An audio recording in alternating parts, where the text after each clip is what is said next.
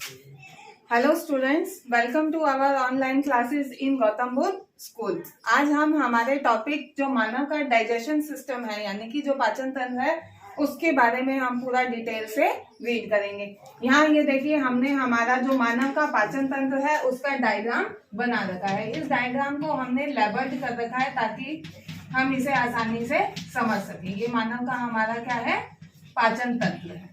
तो पाचन होता क्या है, सबसे पहले हम उसको समझेंगे। तो पाचन क्या होता है? पाचन का मतलब वह क्रिया जिसमें हम क्या करते हैं, मुख के द्वारा हमने क्या किया, हमारे मुंह में भोजन को लिया और जैसे ही हम मुख में भोजन लेते हैं तो हमारे दांत क्या करते हैं, उसको छोटे छोटे टुकड़ों के रूप में तोड़ने का काम करते हैं। तो जिस क्रिया के द्वारा भोजन जो है वो छोटे छोटे टुकड़ों के रूप में टूट जाता है और टूटने की क्रिया को ही हम यहाँ पर क्या कहते हैं, पाचन कहते हैं। तो हमारा जो पाचन है वो दो क्रियाओं के द्वारा या दो हमारे जो अंग हैं उसके अंदर शामिल होते हैं। सबसे पहला इसमें हमारा आहार नाल होता है, आहार नाल, और साथ में कुछ पाचक ग्रंथियां होती है जो कि पाचक रसों को निकालती है। वो पाचक रस क्या करते हैं, भोजन का पूरी तरीके से पाचन करने का काम करेंगे। तो सबसे पहले हम देखेंगे हमारे आहार नाल के मेन ऑर्गन कौन कौन से हैं। सबसे पहले हमारा आता है मुख या फिर मुख गुहा जिसे हम कहते हैं। दूसरा हमारा भाग होता है ग्रसिका। तीसरा हमारा भाग है आमाशय, फिर शुद्रांत, फिर वेदांत और लास्ट में हमारी गुदाद्वार आती है। और इधर हमारे जो होते हैं कुछ जो ये पाचक ग्रंथियां हैं जिनसे कि पाचक रस निकलेंगे, जैसे कि पित्ताशय। पित्ताशय जो है उससे पित्त रस निकलता है और यकृत से भी पित्त रस निकलेगा और अग्नाशय से जो रस निकलते हैं उसे अग्नाशयी रस कहते हैं। तो ये रस जो है वो भोजन के साथ में मिलकर के एंजाइम की जो एक्टिविटी होती है यानी जो उनकी काम करने की क्रियाशीलता है उसको बढ़ा देते हैं, जिससे कि भोजन का पाचन बहुत जल्दी हो जाता है। तो अब हम इन सभी टॉपिक को डिटेल में पढ़ेंगे। तो सबसे पहले देखिए हमारा जो मुख है, मुख हम क्या कहते हैं कि मुख हमारी कौन सी रचना है। जो मुख हमारा होता है उसे हम कहते हैं जो दो हमारे ओष्ठ से घिरी हुई रचना, ओष्ठ यानी कि जो हमारे होंठ है उसे हम क्या कहते हैं, मुख। दो ओष्ठ यानी कि ब्रैकेट में हम इसे लिख देते हैं होंठ। दो होंठ से मिलकर के जो रचना बनती है वो हमारा क्या कहलाती है, मुख कहलाती है, मिलकर बनी रचना। नेक्स्ट मुख के बाद हमारा नेक्स्ट भाग कौन सा आएगा, मुख गुहा। नेक्स्ट भाग हमारा क्या आता है, मुख गुहा आएगी। मुख गुहा क्या होती है, वह जगह जहां पर हम अपने भोजन को रखते हैं यानी कि मुख के अंदर का भाग। मुख आगे जाकर के जिस रचना से जुड़ा हुआ होता है उसे हम क्या कहते हैं, मुख गुहा कहते हैं। अब मुख गुहा के अंदर कौन कौन सी चीजें आती है, सबसे पहली तो हमारी होती है यहाँ पर जीभ होती है। नेक्स्ट हमारी इसके अंदर क्या पाए जाते हैं, दांत पाए जाते हैं। क्या पाए जाते हैं, दांत पाए जाते हैं। और तीसरा इसके अंदर हमारा तालु होता है। ठीक है, तो हमारी मुख गुहा जहां पर हमने भोजन को अंदर की ओर रखा वो भाग हमारा क्या कहलाता है, मुख गुहा कहलाता है। और हमारी मुख गुहा में तीन चीजें पाई जाती है, एक तो हमारी जीभ होती है, दूसरे हमारे दांत पाए जाते हैं और तीसरा हमारा तालु होता है। तो अब हम सबसे पहले पढ़ेंगे जीभ। जीभ क्या होती है, जीभ जो है वो हमारी एक मांसल रचना है। जीभ क्या है, हमारी एक मांसल रचना है जो कि किससे जुड़ी हुई होती है, जीभ जो होती है हमारी अधर तल से, अधर तल यानी कि नीचे की ओर एक रचना से जुड़ी हुई होती है जिसे हम क्या कहते हैं, अधर तल वाली रचना को हम कहते हैं फ्रेनुलम लिंगुअल। क्या नाम है उस रचना का, फ्रेनुलम लिंगुअल। जीभ जो नीचे की ओर एक पतली धागे नुमा रचना से जिससे हमारी जीभ नीचे की ओर से जुड़ी हुई होती है वो रचना हमारी क्या कहलाती है, फ्रेनुलम लिंगुअल कहलाती है। और नेक्स्ट अब हम पढ़ेंगे कि जीभ जो कि हमें स्वाद का ज्ञान करवाती है। जीभ से हमें क्या पता चलता है, भोजन के स्वाद का पता चलता है। तो स्वाद का पता चलने के लिए यहाँ पर क्या पाई जाएंगी, जीभ के ऊपर स्वाद कलिकाएं पाई जाती हैं। क्या पाई जाती हैं? स्वाद कलिकाएं, जिससे कि हमें भोजन के स्वाद का पता चलता है। जैसे कि अगर आपको खट्टे का, मीठे का, कड़वे का, जितने भी भोजन के स्वाद हैं वो इन स्वाद कलिकाओं के द्वारा हमें पता चलते हैं। ठीक है, नेक्स्ट अब हमारे इसके अंदर हमने कहा दांत। अगली संरचना हमारी मुख के अंदर कौन सी है? दांत होती है। तो दांत क्या करते हैं? भोजन को पीसने का काम करते हैं। दांत क्या करते हैं? भोजन को पीसने प्लस काटने का, जो भी आप कह सकते हैं, वो काम दांत के द्वारा किया जाता है। तो दांत ने ये काम किया। अब दांत भी हमारे मुख में हम देखते हैं कि कई तरह के दांत पाए जाते हैं। तो दांत जो होते हैं वो मेनली हमारे 4 प्रकार के होते हैं। सबसे पहले दांतों को हम कहते हैं कृंतक। कृंतक यानी कि कैनाइन। कृंतक जो होते हैं वो काटने का काम करते हैं, कि भोजन को जो काटना है, किसी भी चीज को जो काटने के लिए हमारे दांत होते हैं, वो क्या हमारे दांत क्या कहलाते हैं? कृंतक होते हैं। ठीक है, नेक्स्ट हमारे दांत पाए जाते हैं रदनक।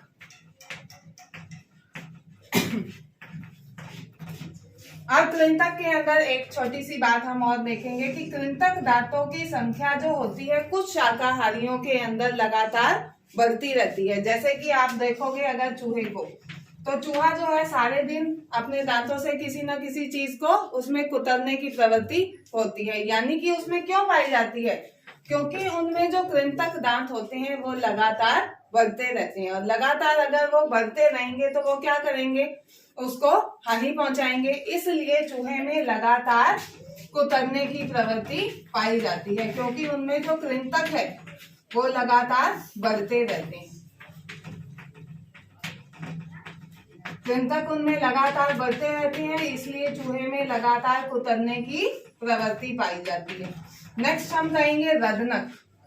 अब रदनक वाले दांत हमारे कौन से होते हैं? रदनक ऐसे दांत जो चीर फाड़ का काम करते हैं। चीरने फाड़ने का काम जिन दांतों के द्वारा किया जाता है उन दांतों को हम क्या कहते हैं? रदनक कहते हैं।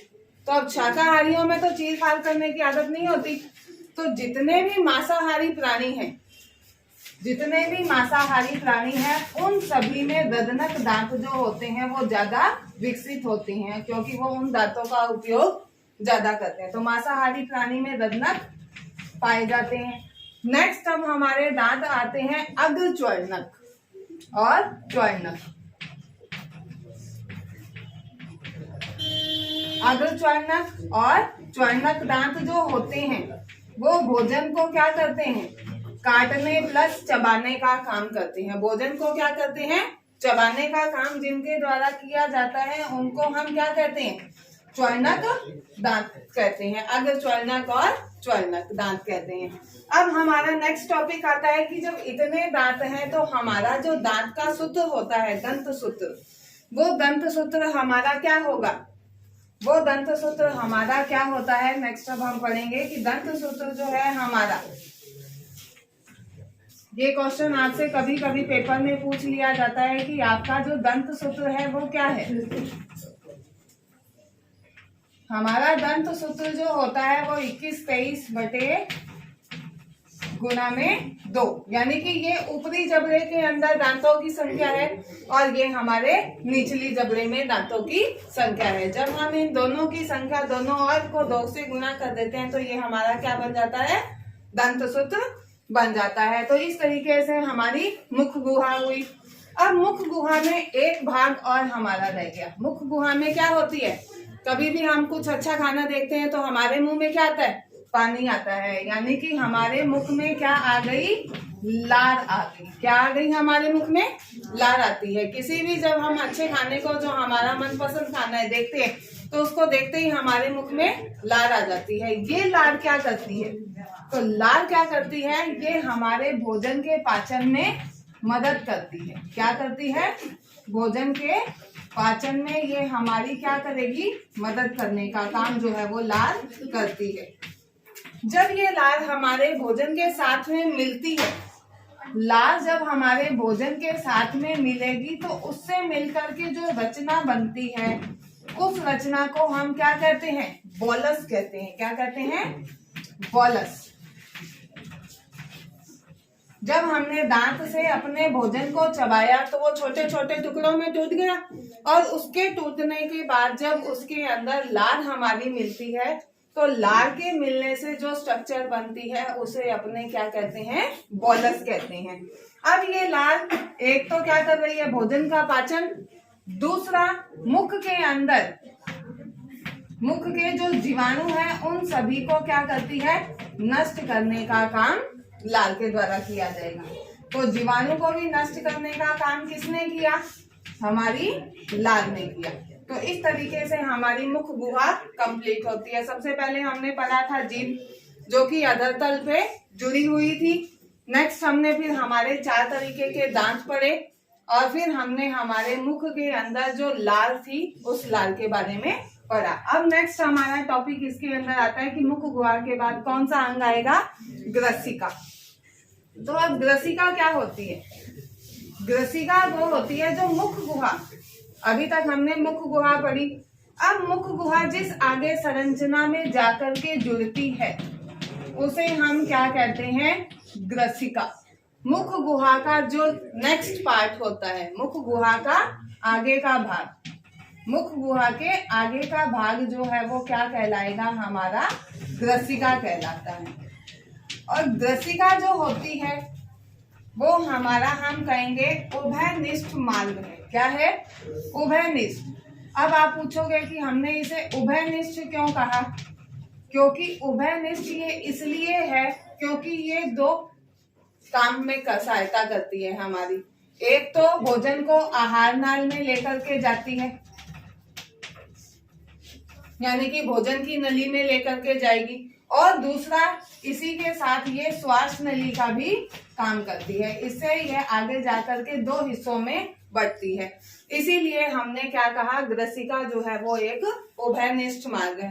ये भोजन को लेकर के जाने का मार्ग भी है और सांस नली का मार्ग भी होता है। अब नेक्स्ट हम कहेंगे कि मुख ने भी भोजन का पाचन किया, लेकिन ग्रसिका जो होती है वो किसी भी तरीके से भोजन का पाचन नहीं करेगी। यहाँ पर तो हमारा एक क्वेश्चन बहुत अच्छा यहाँ से निकल करके आता है कि मुख गुहा या हमारी आहार नाल का ऐसा कौन सा भाग है जहाँ पर भोजन का किसी भी तरीके से कोई भी पाचन नहीं होगा? यहाँ पर भोजन का पाचन नहीं किया जाता, तो कौन सा भाग हम कहेंगे? ग्रसिका जो होती है वो एक ऐसा भाग है जो भोजन का पाचन नहीं करेगी। तो यहाँ पर क्या काम होगा? भोजन का पाचन तो ये नहीं कर रही, यहाँ पर सिर्फ कौन सी गति होगी? क्रमानुकुंचन गति। कौन सी गति? क्रमानुकुंचन। क्रमानुकुंचन का मतलब भोजन का आगे पीछे सरकते हुए भोजन जो है वो आगे की ओर गति कर जाता है। तो भोजन में कौन सी गति हुई? क्रमानुकुंचन गति, यानी कि धीरे धीरे सरकते हुए भोजन जो है वो हमारे आगे के भाग में चला जाता है। तो इस तरीके से हमारी अब ग्रसिका हो गई। नेक्स्ट अब हमारा क्या आता है? आमाशय। नेक्स्ट भाग हमारा क्या आएगा? आमाशय। आमाशय क्या होता है? आमाशय क्या है? आमाशय यानी कि जो भोजन को रखने का भाग है। आमाशय हम क्या कहेंगे? एक थैली नुमा रचना। आमाशय क्या है? एक थैली नुमा रचना होती है कि जो कि भोजन को इकट्ठा करके रखने का काम करती है। उसे हम क्या कहते हैं? हमारा आमाशय कहते हैं। तो हम क्या कहेंगे? आमाशय जो है वो एक थैली नुमा रचना है। ये देखिए इस तरीके से यह हमारी एक थैली नुमा रचना होती है जहां पर भोजन को इकट्ठा करके रखा जाता है। तो थैली नुमा संरचना जो कि भोजन को संग्रह करने का काम करती है। संग्रह का मतलब इकट्ठा करने का काम करती है। तो आमाशय ने भोजन को संग्रह किया। अब संग्रह करने के बाद यहाँ पर क्या होता है? तो आमाशय के अंदर जैसे कि हमें पता है किसका आवरण होता है? आमाशय के अंदर कौन सा अम्ल पाया जाता है? आमाशय के अंदर HCl अम्ल पाया जाता है, जैसे कि हमें पता है। HCl यानी कि हाइड्रोक्लोरिक अम्ल। आमाशय के अंदर कौन सा अम्ल है? हाइड्रोक्लोरिक अम्ल, जो कि हमें पता होना चाहिए कि एक बहुत ही प्रबल अम्ल है। क्या है ये? एक प्रबल अम्ल है। तो अब प्रबल अम्ल है तो हमें पता होना चाहिए कि अगर ये हमारी आमाशय की दीवार को नुकसान पहुंचा सकता है, क्योंकि ये बहुत ही ज्यादा क्या है? प्रबल है। इसलिए आमाशय की दीवार के ऊपर श्लेष्मा का आवरण पाया जाता है। श्लेष्मा यानी एक चिकना पदार्थ पूरी आमाशय के चारों ओर लगा हुआ होता है, जिससे कि ये HCl का प्रभाव क्या हो जाता है? यहाँ पर थोड़ा कम हो जाता है और वो आमाशय को नुकसान नहीं पहुंचा पाती। इसलिए आमाशय के चारों ओर श्लेष्मा का आवरण पाया जाता है। ठीक है। अब जो यहाँ पर हमने कहा HCl इसके अंदर पाया जाता है, ये HCl क्या करेगा? भोजन का आंशिक पाचन, यानी कि पूरी तरीके से यहाँ पर भोजन का पाचन नहीं होगा। भोजन का थोड़ा सा पाचन जो होता है वो शुरुआत कहाँ हो जाती है? हमारे आमाशय के अंदर भोजन का पाचन होना शुरू हो जाता है। यहाँ पर हमारा क्या हुआ? भोजन का आंशिक पाचन हो जाता है। जब भोजन का यहाँ पर आंशिक पाचन होगा तो आमाशय के अंदर कौन सा रस यानी कि कौन सा एंजाइम जो है यहाँ पर आकर के भोजन के अंदर मिलता है? आमाशय के अंदर जो है हमारा पेप्सिन एंजाइम आकर के मिलेगा। कौन सा एंजाइम मिलेगा? पेप्सिन, जो कि प्रोटीन को तोड़ने का काम करता है। तो पेप्सिन जो है वो प्रोटीन के ऊपर काम करता है और जैसे ही प्रोटीन टूटेगा तो यहाँ पर प्रोटीन जो है वो टूट जाएगा। प्रोटीन की टूटने की क्रिया होगी और टूट करके ये क्या बना देगा? प्रोटीन की जो इकाई होती है यानी कि अमीनो अम्ल, प्रोटीन जिससे मिलकर के बने होते हैं प्रोटीन, वापस उसी रूप में यहाँ पर हमारा टूट जाएगा। तो आमाशय के अंदर कौन से एंजाइम आए? पेप्सिन एंजाइम आया। उस पेप्सिन एंजाइम ने किसके ऊपर क्रिया करी? प्रोटीन के ऊपर। और जैसे ही वो उसके ऊपर क्रिया करते हैं, क्रिया करने के दौरान जो है वो अमीनो अम्ल के अंदर टूट जाता है। अब नेक्स्ट हमारा टॉपिक आता है कि शुद्रांत। कौन सा टॉपिक आएगा? आमाशय के जस्ट आगे का भाग जो होता है वो हमारा कौन सा होता है? शुद्रांत होता है। तो शुद्रांत हमारी आहार नाल का जो सबसे बड़ा भाग होता है उसे हम क्या कहते हैं? शुद्रांत कहते हैं। आहार नाल का सबसे बड़ा भाग जो है वो हमारा कौन सा है? शुद्रांत है। यह शुद्रांत जो होती है आगे दो भागों के अंदर बटी होती है। शुद्रांत का सबसे बड़ा भाग, शुद्रांत जो है वो आगे दो भागों में बटी हुई होती है। एक को हम कहते हैं हमारी छोटी आंत और दूसरी हमारी कौन सी होती है? बड़ी आंत।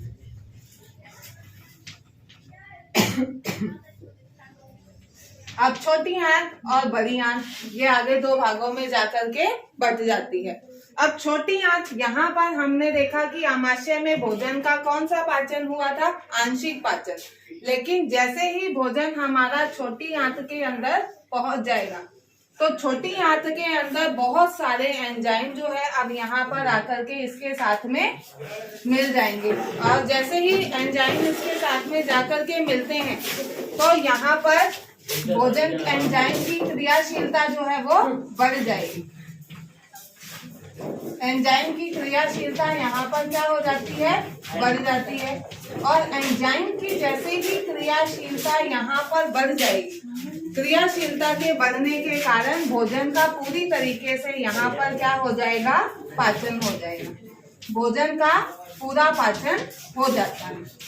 और जैसे ही भोजन का पूरा पाचन हो जाएगा तो हमें पता है भोजन का पूरा पाचन होने के बाद में भोजन के जितने भी घटक होते हैं वो सभी अपने अपने रूप के अंदर टूट जाते हैं। तो ये इस तरीके से यहाँ पर पाचन हुआ। अब पाचन होगा तो भोजन के जितने भी घटक हैं जैसे कि कार्बोहाइड्रेट, वसा, विटामिन, ये सभी जो है वो अपने मूल रूप में आ जाते हैं।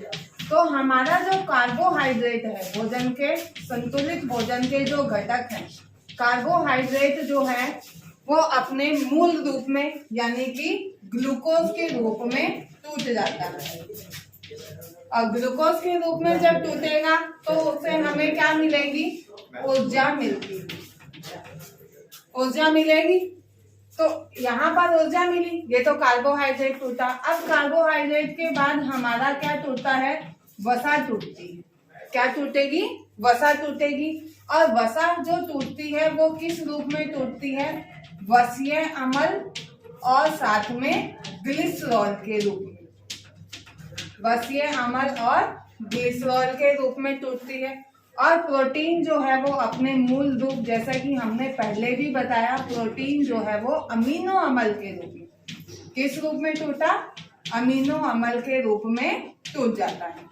तो ये सभी क्रियाएं, कार्बोहाइड्रेट का टूटना, वसा का टूटना और प्रोटीन का टूटना, ये सभी क्रियाएं जो होती हैं इधर की ओर, जितने भी ये रस हैं यानी कि पित्ताशय से और यकृत से निकला, इन सभी को तोड़ने का काम कौन करेगा? पित्तरस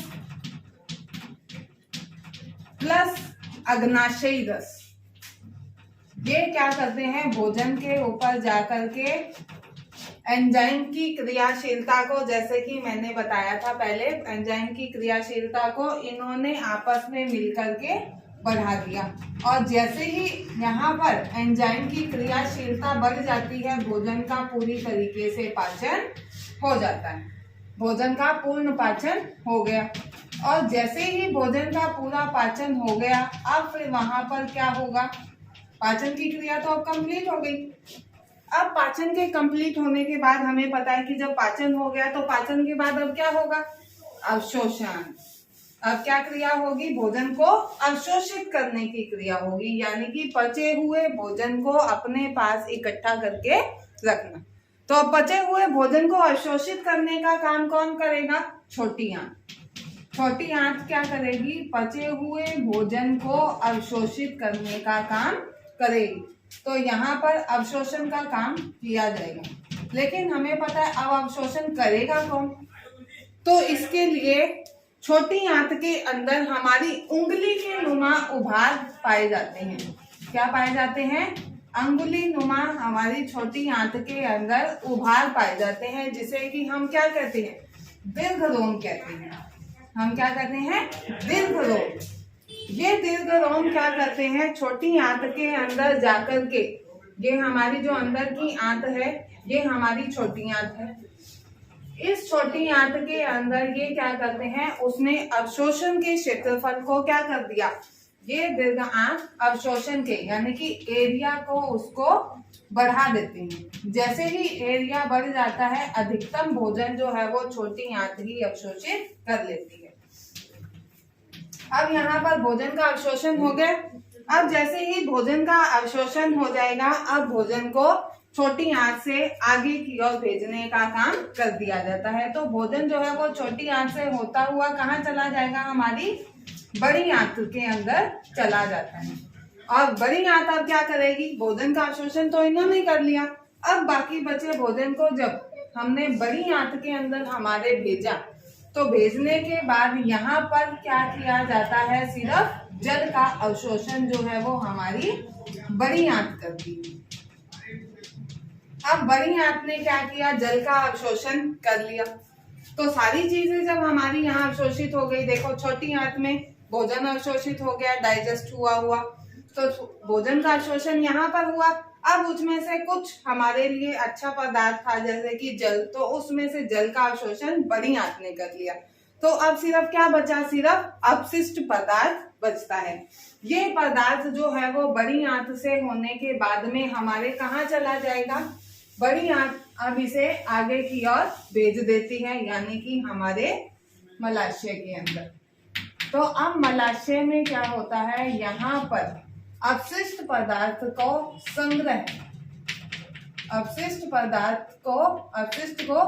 संग्रह करने का भाग जो है वो हमारा कौन सा है? मलाशय कहलाता है। और जैसे ही यहाँ पर भोजन इकट्ठा हो जाता है, अपशिष्ट पदार्थ यहाँ पर इकट्ठा हो गया मलाशय के द्वारा या गुदा नाल के द्वारा, उसे जो है हमारे शरीर से उत्सर्जन क्रिया के द्वारा, कौन सी क्रिया? उत्सर्जन क्रिया के द्वारा उसको शरीर से अपशिष्ट को बाहर निकाल दिया जाता है। तो इस तरीके से हमारा जो है वो पूरा पाचक तंत्र कंप्लीट होता है। तो नेक्स्ट टॉपिक को हम हमारे कल के चैप्टर में रीड करेंगे। So thank you.